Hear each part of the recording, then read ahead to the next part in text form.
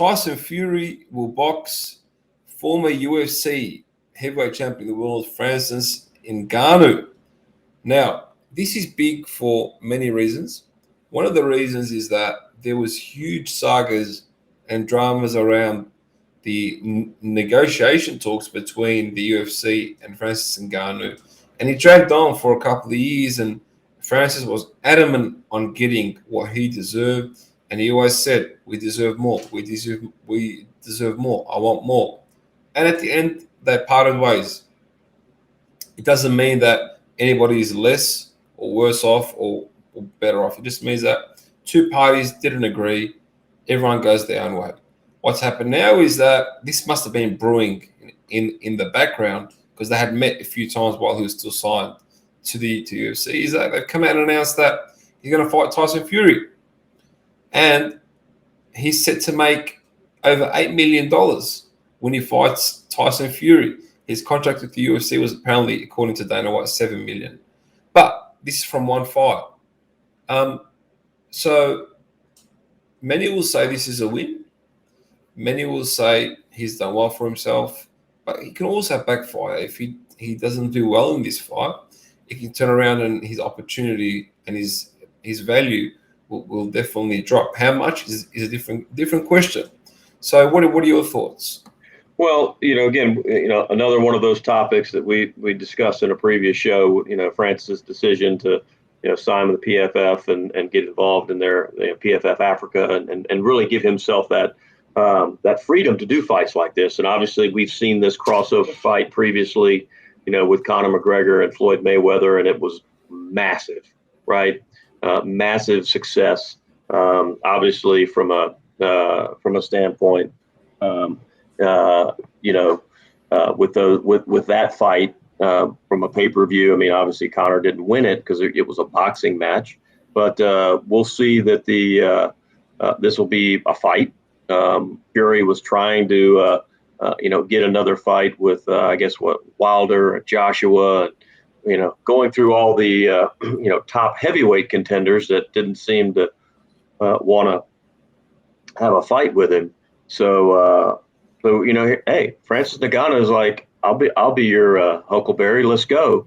And again, it could be a win-win. I mean, look, Fury is the undisputed heavyweight champ. I mean, he holds the millennial the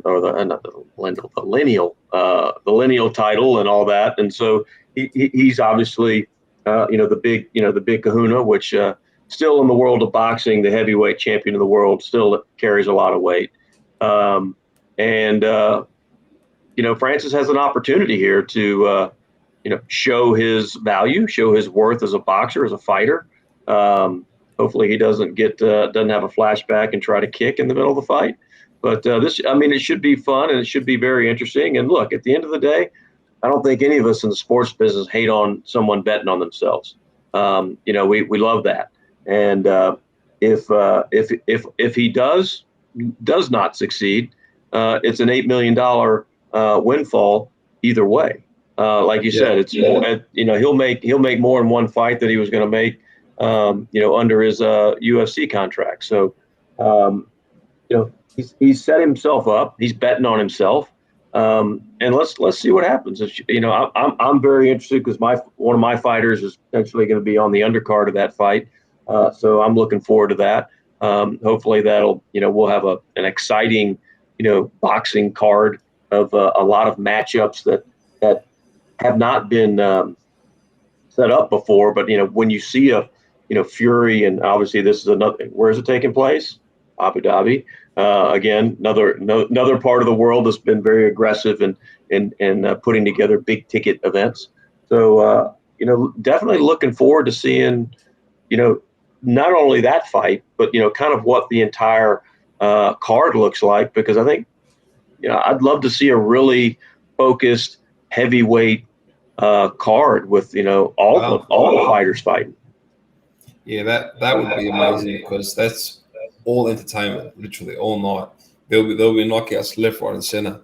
Yeah. But he's saying that, I mean, even let's say Ngannou loses this fight, it doesn't really impact him in terms of his MMA career, because the PFL is always going to be there. Maybe his Yeah. boxing will drop off. And one other point that you mentioned before is I don't think Fury really wanted to fight AJ because he knows AJ's fight is always going to be there and it's a big money maker. Like even if AJ loses 3 in a row, it doesn't matter. They're rivals. Like I'm not saying he's ducking him. I'm saying he's in the back of his head. He's saying that fight's always going to be there. This fight now, this guy's come out fresh. Before he loses to someone or something, let me make the opportunity, make the money, and move on. Yeah, to your point, the fight against Joshua is there to fill Wembley or Tottenham Stadium whenever he wants to have that fight, 100%. and everybody will go see it. Again, it's one of those fights that you and I have talked about before. Boxing has a hard time making happen. Dana White would have made this happen 3 times, and twice on Sunday. He would have had him fight Wilder again. All of those fights that should have happened would have happened. And again, it's just one of those things where, I love, we know that it's out there, and as fans, as boxing fans, as people in the business, those are fights we want to see. This is a step in the direction. You got to stay active in the game. And you're right. Ngannou's value as a challenger, as an opponent, is still very high right now. The intrigue's very high. He's still has that cachet. Yeah, he goes out and does his first boxing match and gets worked over by a journeyman. Maybe he still wins, but everybody's like, yeah, a little rusty. Hey, if you're gonna get knocked out for $8 million, I'm with you. Exactly, because they can always say, "Oh, he fought Tyson Fury. No, nobody's beaten him." Yeah, Right. So he went to the top of the mountain right out of the gate. Exactly, and then he can come back and do all this MMA stuff and whatever he wants to do. What would you say the commercial value of this fight would be? Commercial value? Well, as far as one, it's in Abu Dhabi, so we know it's going to be. So is it confirmed in Abu Dhabi and not Saudi? Is it Saudi? Is it? It's got to be Saudi because Riyadh, right? Is it Riyadh? Yeah, Riyadh. Yeah, that's okay, Saudi. yeah. So right. What? I've got the Middle East rolling through my head, and I know we've talked about numerous, but yeah, I think it's Riyadh. So, but when you've got that, the PIF. There's going to be some Aramco all over this. There's going to be some probably some Valvoline, deals. A lot of money.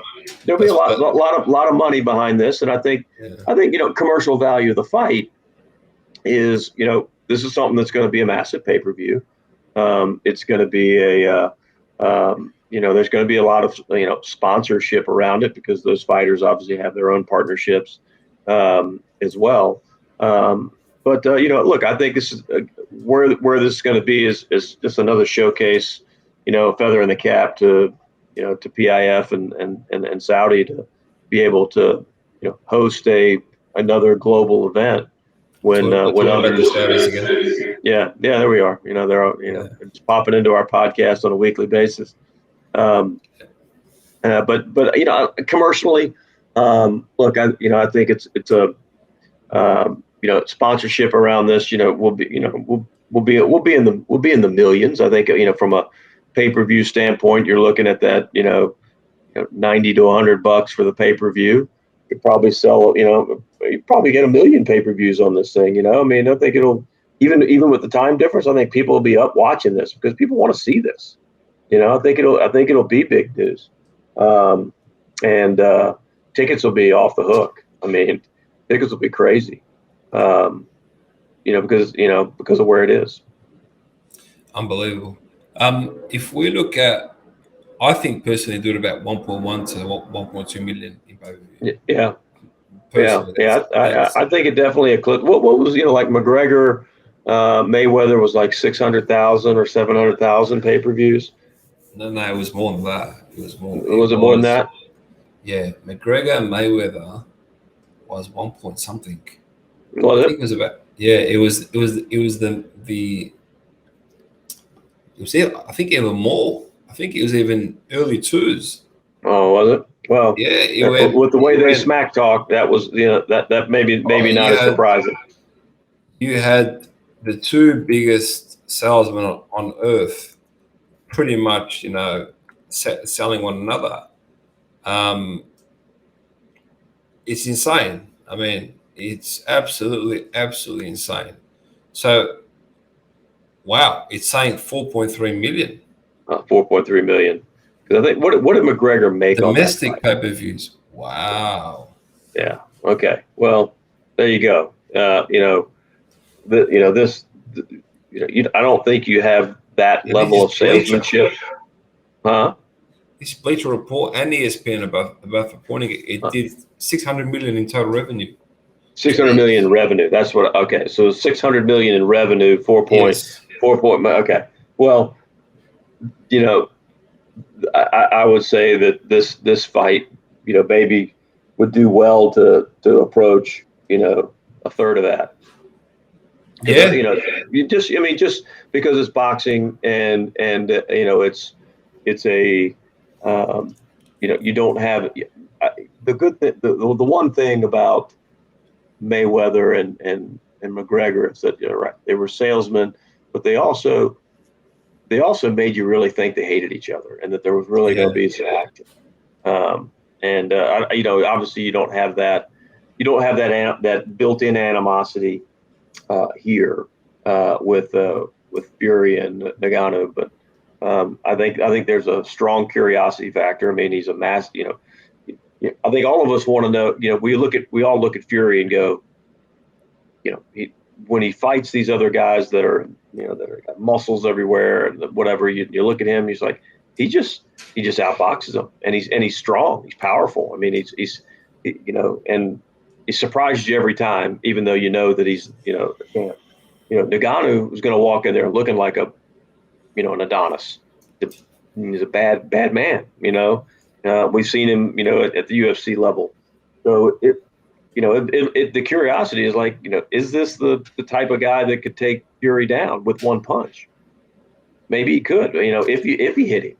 I mean, you thought Wilder might do that. Wilder couldn't even hit him.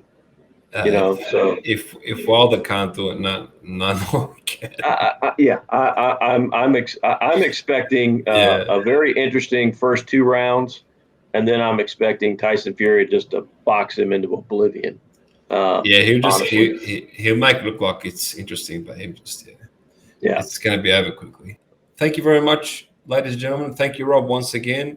Awesome show, interesting conversations as always, and we'll catch you all next week. Yep, quick one tonight, and thanks for tuning in, and look forward to circling back next week and waiting to see all the exciting stuff the world sports